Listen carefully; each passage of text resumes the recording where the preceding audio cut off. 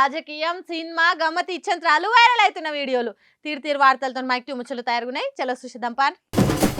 Mic TV నిన్ననే చెప్పింది, అనవసరంగా సీఎం రేవంత్ రెడ్డి మేడిగడ్డ కాడ సభ పెడుతున్నాడు కావచ్చు, కేసీఆర్ సార్ తోని పోటీ పెట్టుకొని తన పరువు తానే తీసుకున్నట్టు అవుతుంది కావచ్చు అని సభ జరగబోయే రోజే చెప్పినాం అన్నట్టే జరిగిందట.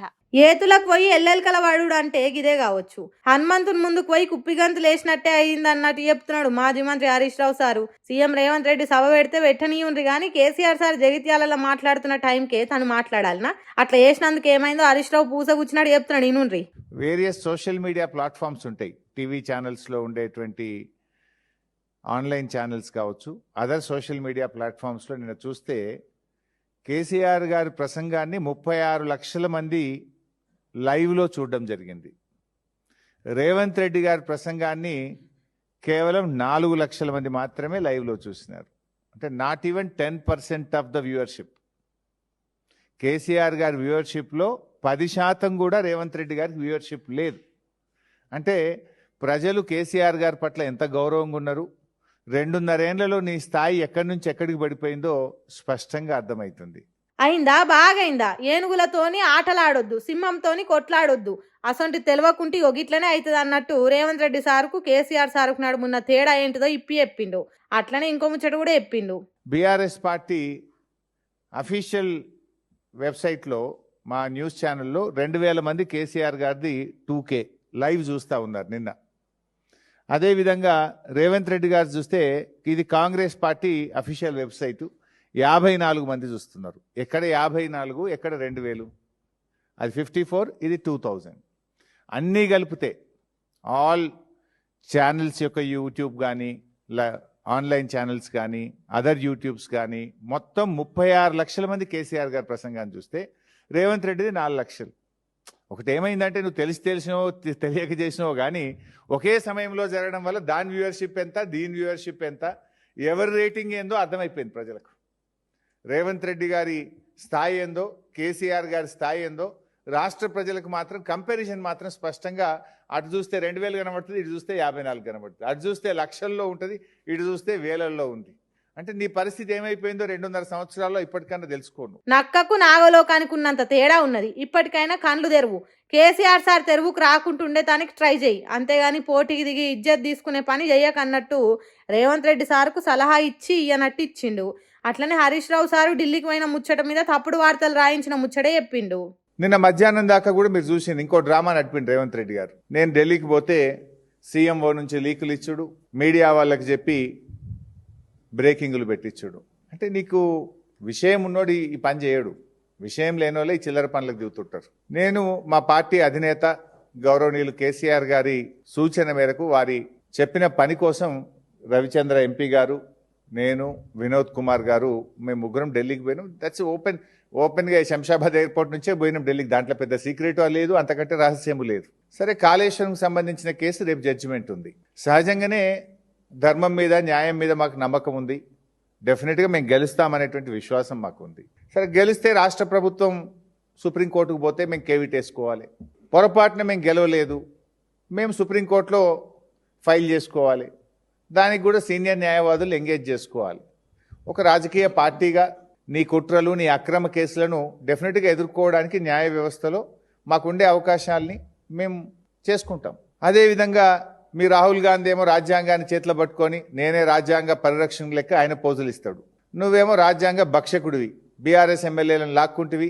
ఆ కేసు కూడా మే 6వ తేదీన హైకోర్టులో రాబోతా ఉంది. సో దానికి కూడా సీనియర్ న్యాయవాదులను ఎంగేజ్ చేసి తప్పకుండా అక్కడ బీఆర్ఎస్ గెలిచే విధంగా ఇప్పటికే సుప్రీంకోర్టు మొట్టికాయలు వేసింది. సరే, అది ఎంత దుర్మార్గంగా ఉందంటే కాంగ్రెస్ పార్టీ బీఫామ్ మీద ఎంపీగా పోటీ చేసి నేను ఇంకా బీఆర్ఎస్లే ఉన్నానే ఎమ్మెల్యే చెప్పడం ఒక నేరం అయితే, ఇంకా స్పీకర్ గారు అయితే లేలే ఆయన బీఆర్ఎస్లే ఉండడానికి స్పీకర్ తీర్పు ఇవ్వడం ఇంకా ఘోరం. సరే, వీటన్నిటి సంగతి కూడా రేపు న్యాయస్థానాల్లో తప్పకుండా మేము గెలుస్తాం, మాకు నమ్మకం ఉంది. దానికి సంబంధించి కూడా సీనియర్ న్యాయవాదులను ఎంగేజ్ చేసి ఫర్దర్గా కేసు పర్సుయేషన్ కోసం కూడా మాట్లాడడానికి వెళ్ళాం. వీటితో పాటు మరో ముఖ్యమైన విషయం కూడా ఉంది నిన్న ఢిల్లీకి వెళ్ళిన దాంట్లో. అదేంటి? బ్యాగుల కేసు ఒకటి ఉంది కదా, ఓట్ ఫర్ నోట్ కేసు. ఆ కేసు కూడా రేపు సుప్రీంకోర్టులో మధ్యాహ్నం 3:30కు వస్తుంది. రేపు మధ్యాహ్నం 3:30కు రేవంత్ రెడ్డి పట్టపగలు 50 లక్షల నగదుతో బ్యాగులతో దొరికిన కేసు రేపు మధ్యాహ్నం 3:30కు సుప్రీంకోర్టులో వస్తుంది. సో ఈ ఓటుకు నోటు దొంగ భరతం పట్టడానికి కూడా నిన్న ఢిల్లీలో న్యాయవాదులతో మాట్లాడడానికి వెళ్ళాం. మొత్తానికి సీఎం రేవంత్ రెడ్డి సార్ పని మీదనే హరీష్ రావు ఢిల్లీకి పోయిండు అనమాట. రేపు ఓటుకు నోటు కేసు మీద వచ్చే తీర్పు మీద వకీల్ సాబ్లతో మాట్లాడటానికి పోతే దాన్ని కూడా తప్పుడు వార్తలు రాయించినావు అంటే నిన్నేమనాలి రేవంత్ రెడ్డి అన్నట్టు వేసుకున్నాడు. ఏదేమైనా అరే దీపానికి ఎలుగెక్కువ అన్నట్టు రేవంత్ రెడ్డి అక్కర్రాని ఇకమతులు పడుతున్నాడు కానీ జనానికి మొత్తం తెలిసిపోయింది. కాదు రేవంత్ రెడ్డే తనకు కేసీఆర్ సార్కు నడుమున్న తేడా ఏందో తెలిసేటట్టు చేసిండు అన్నట్టు చెప్పిండు. జగిత్యాలలో బీఆర్ఎస్ పార్టీ ప్రజా ఆశీర్వాద సభల హరీష్ రావు ఎక్కడ కనిపించలేదు. మరి ఎటు పోయింది కావచ్చు? బీఆర్ఎస్ పార్టీలో ఓగలకు ఇంగోగలకు వాడతలేదా? బీఆర్ఎస్ పార్టీ హరీష్ రావును దూరం పెట్టిందా, లేకుంటే హరీష్ రావే బీఆర్ఎస్ పార్టీకి దూరం అవుతున్నాడా? ఇంతకు హరీష్ రావు ఇంత పెద్ద సభ నడుస్తుండగా ఢిల్లీకి ఎందుకు పోయినట్టు? బీఆర్ఎస్ పార్టీలో ఏం జరుగుతున్నది? నిప్పులైందే పొగరాదు కదా అని ఎట్లా పడితే అట్లా పుకార్లు ఉట్టించి వార్తలు రాస్తున్నారు. మరి ఇంతకు అసలు ముచ్చట ఏంటిది? ఎందుకు హరీష్ రావు ఢిల్లీకి పోయిండని మొత్తం ముచ్చట్లు చెప్పుకుందాం పా. రామాయణంలో శ్రీరాముడు గీసిన గీత సీత దాటాల్సి వచ్చింది కావచ్చు కానీ బీఆర్ఎస్ పార్టీ లైన్ దాటాలనే ఆలోచన కూడా హరీష్ రావుకు రాబోదు కావచ్చు. పార్టీ ఏది చెప్తే అది శిరాస వహించే కమిట్మెంట్ కలిగిన లీడర్ హరీష్ రావునుడు పెద్ద పరిచయం ముచ్చటేం కాదు. మలిదశ ఉద్యమం మొదలైనప్పటి నుంచి కేసీఆర్ను కాదని ఒక్క అడుగు కాదు కదా, అడుగు కూడా వేయలేదు హరీష్ రావు. ఫస్ట్ నుంచి పార్టీ కోసమే పనిచేసిండు. కేసీఆర్ ఏ పని చెప్తే దాన్ని అనుకున్న దానికంటే జరంత ఎక్కువ ఫలితాలు వచ్చేటట్టు చేసిండు. పేరు కోసము, పదవుల కోసము, పైసల కోసము కాకుండా తెలంగాణ కోసం, గులాబీ జెండా కోసం పని చేసిండు. అందుకే జగిత్యాలలో పెద్ద సభ సక్సెస్ కోసం ఏర్పాట్లను ఆఖరి దాకా తానే చూసుకున్నా. తెలంగాణ గుండెకాయ సొంటి కాళేశ్వరం కేసు కొద్దిగా అటు ఇటు అవుతుంది కావచ్చు కాబట్టి ఢిల్లీకి పోయి లాయర్లను కలవాలి, తర్వాత ఏం చేయాలనో వాళ్ళతో మాట్లాడాలి అని కేసీఆర్ చెప్పుడుతోని ఎందుకు ఏమిటి పోను రాను అని ఏం మాట్లాడకుండా ఢిల్లీ విమానం ఎక్కెళ్ళిపోయిండు. అది హరీష్ రావు పార్టీ కోసం పనిచేసే పద్ధతి. అది గులాబీ జెండాను గుండెలకు అద్దుకునే హరీష్ రావు గుణము. ఆ ముచ్చట హరీష్ రావు ఎన్నోసార్లు చెప్పిండు. గుండాగేదాకా గులాబీ జెండా నిడవా అని ఎన్నో ప్రెస్ మీట్లు పెట్టి చెప్పిండు. ఆయన మంది చెడిపోతే మనం బాగుపడ్డామని చూసేటోళ్ళు హరీష్ రావు మీద తప్పుడు ప్రచారాలు చేసిండ్రు.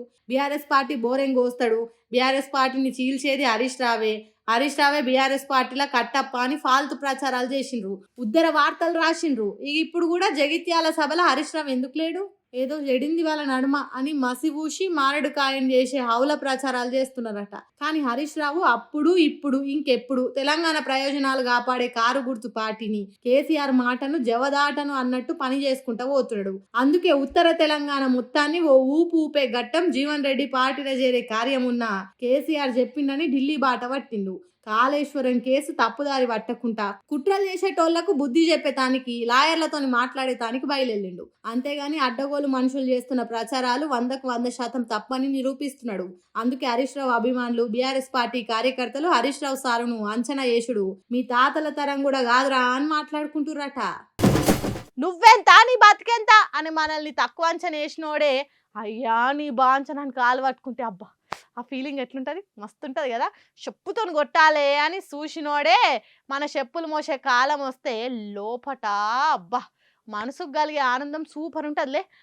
అదే జరుగుతున్నది ఇప్పుడు రాష్ట్రంలో అంటారు చాలా మంది. ఆ ముచ్చట ఏందో మీరే చూడుండ్రి. కాళేశ్వరం తెలంగాణకు పట్టిన శనేశ్వరం, అదొక గుదిబండ, ఒక్క సుక్క మేలు జరగది. కాళేశ్వరంతో ఖర్చు ఎక్కువ ఆదాయం తక్కువ అని ప్రతిపక్షంలో ఉన్నప్పుడు చెప్పిన రేవంత్ రెడ్డి సారే ఇప్పుడు కాళేశ్వరం పోయి భూమి పూజలు చేసిండు. కరువు వస్తే కాళేశ్వరం తప్ప తెలంగాణను ఆదుకునేది ఇంకోటి లేదని తెలిసిందో ఏమో సీఎం రేవంత్ రెడ్డి సార్కు. మేఘాల మీద కాళేశ్వరం రిపేర్ కోసం కంకణం కట్టుకున్నాడు. తిట్టిన నోరే పొగుడుతున్నది అన్నట్టు కాళేశ్వరాన్ని కండ్లల్లో పెట్టుకున్నోళ్ళు ఇప్పుడు కండ్లకు అద్దుకుంటున్నారు. 2.5 ఏండ్లు పంటలు ఎండినా, పొట్టకొచ్చిన షేన్లను పశువులకు మేపినా చలనం కలగని రేవంత్ రెడ్డి కేసీఆర్ జగిత్యాల సభ పెట్టంగానే కాళేశ్వరం దగ్గర కురికిండు. ఎందుకు మనసు మారింది అంటే వాతావరణ శాఖ ఈ ఏడు కరువు రాబోతున్నది, కటకట కాలం వస్తుంది, నేల నెర్రలు వారుతుందని చెప్పే వరకు చెమటలు పట్టినాయి కావచ్చు సీఎం సార్కు. ఈ 2 ఏండ్లు వర్షాలు మంచిగా పడ్డా యాసంగి పంటలు ఎండినాయి. కాళేశ్వరం నీళ్ళు వస్తలేవని రైతులు పొట్టు తిట్టిండ్రు. ఇక మొత్తానికే కరువు వస్తే ఇంకేమైనా ఉన్నదా? ఇంకింత ఎక్కువ తిడతారు. అందుకే కేసీఆర్ కట్టిన కాళేశ్వరమే దిక్కు అని బయటికి చెప్పకున్నా మనసులు ఒప్పుకొని మరమ్మతులు చేయిస్తున్నాడు. కుంగిన 3 పిల్లర్లను బాగు చేస్తే సరిపోతుంది అన్నట్టు చెప్పిండ్రు. అదే ముచ్చట 2.5 ఏండ్ల కింది నుంచి కేసీఆర్ చెప్తూనే ఉన్నాడు. అప్పుడే ఆ పని చేసి ఉంటే ఇప్పుడు ఈ తనలాట ఉండకపోయేది కాదు కదా. సరే ఇప్పుడు ఏమన్నా కాళేశ్వరాన్ని మేము తప్పుగా అర్థం చేసుకున్నామా అన్నట్టు మాట్లాడుతున్నాడా అంటే అది లేదా. ప్రెస్ మీట్లా మీటింగ్లా 1,00,000 కోట్లు మింగినరు, కనీసం 1,00,000 ఎకరాలకు నీళ్ళు ఇయ్యలేదు అన్నట్టు మాట్లాడిండు. మరి 1,00,000 ఎకరాలకు నీళ్ళు ఇయ్యలేని ప్రాజెక్ట్ అయితే దాన్ని బాగు చేసుడు ఎందుకు, దానికి మరమ్మతులు ఎందుకు? ఎందుకంటే కాళేశ్వరం కెపాసిటీ ఏంటిదో రేవంత్ రెడ్డి సార్కు తెలుసు. 7 ఏళ్ల కరువు వచ్చినా తెలంగాణను పచ్చగా ఉంచగలుగుతుంది. ముందు చూపుతోని కేసీఆర్ కట్టిండని తెలుసు, అందుకే మేడిగడ్డను బాగు చేస్తున్నాడు. ఏదేమైనా కాళేశ్వరం ప్రాజెక్టును కనగంట ఓర్వని రేవంత్ రెడ్డి కట్టకాడికి పోయి మరమ్మతులు చేయిస్తుంటే కేసీఆర్ కు బీఆర్ఎస్ పార్టీలకు మస్తు ఆనందం కలుగుతున్నదట. తిట్టిన నోరే మెచ్చుకున్నట్టు చేస్తుంటే సంబరం అవుతున్నదని మాట్లాడుకుంటున్నారట. వందలు వేలు లక్షల మంది రోడ్ల మీదకి వచ్చి సర్కార్ మీద కొట్లాడితే సప్పుడు చేయని ప్రభుత్వాలు కొంతమంది చేసే చిన్న చిన్న పనులకు దేవుడా అనుకుంటా దిగొస్తాయి. సర్కార్ కదిలి రావాలన్నా, సమస్య తీరాలన్నా ఓ పెద్ద పెద్ద లొల్లులు చేయాల్సిన అవసరమే లేదు. గీ అన్న తిరగ చేస్తే సరిపోతుంది. శాల్వల చెప్పు పెట్టి కొట్టుట్లా గీ అన్నను మించినోళ్ళు లేరు కావచ్చు. ఇజ్జత్ లేని సర్కార్కు, ఇగురం లేని ప్రభుత్వానికి మొద్దు నిద్రపోతున్న ఆఫీసర్లను గుద్ది లేపినంత పని చేసిండు. పోర్చే కారు బానోటు మీద సిమెంట్ ఇసుక కలిపి రోడ్డు మీద ఉన్న గుంతలను ఊడ్చిండు.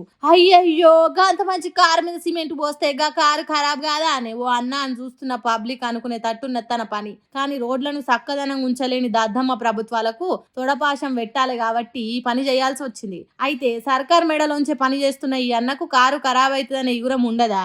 చూడుండ్రి ఏం చేసిండో. సిమెంటు ఇసుక కంకర కారు మీద పోసేదానికంటే ముందే ఆ కారు మీద గట్టి కవర్ అతికిచ్చిండు. సరే తన జాగ్రత్త ఏదో తను పడ్డాడు కానీ సర్కార్కు మాత్రం సురుకులు గట్టిగానే పెట్టిండు. అయ్యా కుర్చీలో కూర్చున్న పెద్ద మనుషులు, మీరు చేస్తున్న పరిపాలన చేసేందుకు చేయకెందుకు? రోడ్లు మొత్తం గింత రోత రోతగా తయారైతుంటే మీరంతా ఏం బీక్తున్నారయ్యా అన్నట్టు అడగకుండానే అడిగిండు. సిగ్గు శరం లేని పాలన చేస్తున్నారు మీరంతా అని చెప్పకనే చెప్పిండు. ఇంతకు ఈ ఉపాయం చేసింది ఎక్కడ అంటే కర్ణాటక రాష్ట్రం బెంగళూరు పట్టణంలా. అయ్యా సిద్ధరామయ్య చూడు నీ సక్కదనాల పాలన అని 1 నిమిషం వీడియోతోని కర్ణాటక పబ్లిక్ ముంగట పరువు తీసిండు. ఇట్లా చేస్తే ఎంతటి మొండి సర్కార్ అయినా పనులు చేస్తుంది. కాబట్టి కాలం మారింది. వందల మంది వేల మంది రోడ్లెక్కి నిరసన తెలుపుడు కంటే గిసోంటి ఒక్క పని చేసి వీడియో తీసి సోషల్ మీడియాలో పెట్టుండ్రి. అటు సర్కార్ దిగొస్తుంది, మీరు కూడా ఫేమస్ అవుతారు. ఏమంటారు? సరేనా? జగిత్యాలలో జరిగిన సభకు జనం పొట్టొచ్చిండ్రు. కేసీఆర్ను చూసి సంబరపడాలని కొంతమంది వస్తే సార్ చెప్పే మాటలు ఇంపు వినాలని ఇంకొంతమంది వచ్చిండ్రు. ఇక స్టేజ్ మీద చాలా మంది కేసీఆర్ సార్తోని ఒక్క ఫోటో అన్న దిగాలని పోటీలు పడ్డారు. ఎవరి ఆరాటంలో వాళ్ళు వచ్చిండ్రు సభకు. కానీ అందరు ఇట్లిగో ఈ బుజ్జికున్నంత అదృష్టం ఇంకెవ్వరికి పట్టలేదు కావచ్చు. ఏమైందో చూడండి.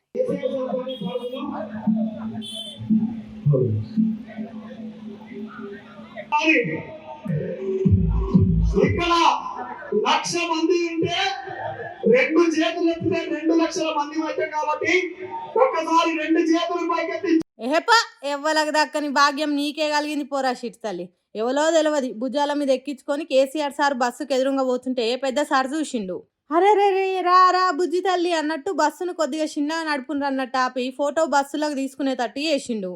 ఆ ఫోటో కేసీఆర్ సార్ దగ్గరికి చేరిన తర్వాత దాన్ని దడిమి చూసి బస్సులుండే అద్దం మీద పెట్టిన ఆ బుజ్జి తల్లి చేతికి షేకాండ్ ఇచ్చినట్టు చేసి ముద్దు పెట్టుకున్నాడు. ఇసొంటి అదృష్టము 100కో కోటికో ఎవలకో ఒకలకు వస్తుంది. కేసీఆర్ తాతను కలిసిన నాకు షేకాండ్ ఇచ్చిండని బడికి పోయినాక దోస్తులతో సంబరంగా చెప్పుకుంటది కావచ్చు. సచ్చేదాకా మర్చిపోదు కావచ్చు.